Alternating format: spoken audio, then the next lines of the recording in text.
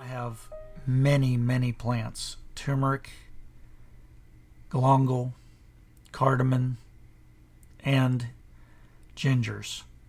I have multiple types of culinary ginger. Most people don't even know there are multiple types of culinary ginger. And then I have shampoo ginger, which I need to keep away from all the other gingers to prevent any kind of cross. I have nuts fallen from trees that were planted long before I ever had a concept of what this place was going to be.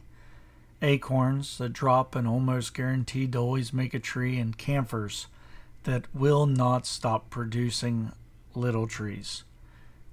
I have so much work and weeding and tending that I thought was just going to be stuff I had to get rid of once. But here we are, 4 years later, and I have not accomplished much. On this small third of an acre property, I thought this isn't enough. Yet I've packed in maybe 20 citrus trees, 8 mulberries of different varieties. I have managed to produce longevity spinach, and I have kiwi growing. Even though it's never fruited, it is most definitely acclimated, and I can only hope that one year I will get kiwi. I have a pomegranate that doesn't take care of me, but it takes care of my neighbor's pomegranate tree.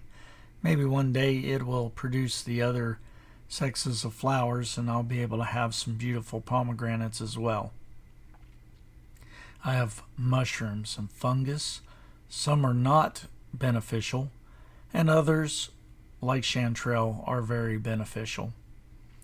I have mimosa, and some people make tea from mimosa, and some people cannot tolerate the tea because it burns them.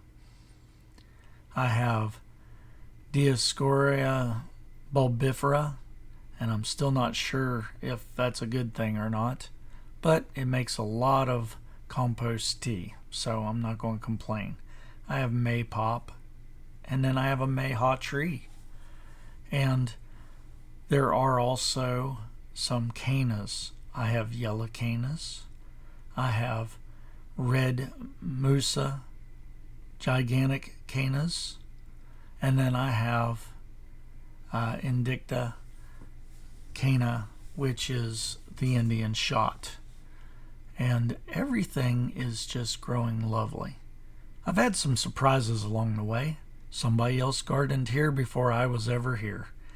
And because of that, I have some crinum bulbs, and I have some spider lilies and various little flowers, and I got luciferia, and I have just a variety of wildflowers I let grow. I also have a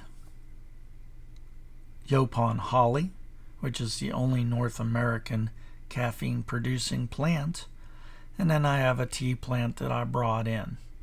I try to mix my perennials with those plants that are beneficial and make a good balance with what I have available. I try to work with nature. Not everybody tries to work with nature, and definitely not everybody appreciates what I've done here. Some people are quite unhappy with what I've done here. But I move on. I've added some animals to the property, rabbits and chickens, and they help compost all the lovely material so that I can use it in my gardens. And my compost plant collection of piles that were some up to 15 feet tall and 30 feet in diameter have dwindled down to nothing, and other piles now new are just small manageable piles, and it's not as much work. I made ponds, but they've been a failure. I tried to stick with natural ways of doing things, but they're just not holding water, and I may end up having to decide another way to go about that. I really don't want to introduce more plastics. It's so hard to keep plastics out of your garden, and it's hard to keep other people's trash out of your garden whenever you're in a sub-city type environment. And then there's the people that try to help, but when they come in, they do things that are unexpected or unwanted. And it happens. And I know they meant well, but at the same time, it made work for me. And surprises, like the beans that are growing where I would grow my roselle this year. Still hoping the roselle seeds will make it, but I have no signs of life. Oh yeah, I almost forgot that wonderful fig tree.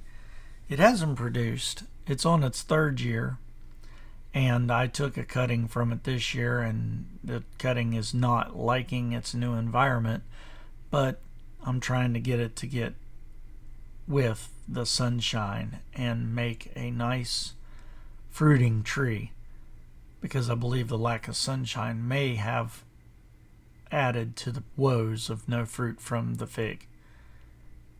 But my biggest surprise, the most unexpected thing I found at the beginning, has taken off in most wonderful ways, and that's elderberry.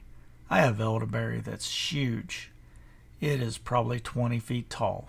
It comes back every year. I cut it back, it just comes back. It's lovely, and it produces every single year, non-stop, without fail. It is wonderful. I've added a Japanese maple for a little bit of landscaping, and I put pagoda plants near that. One of the pagoda plants died, but one is still going.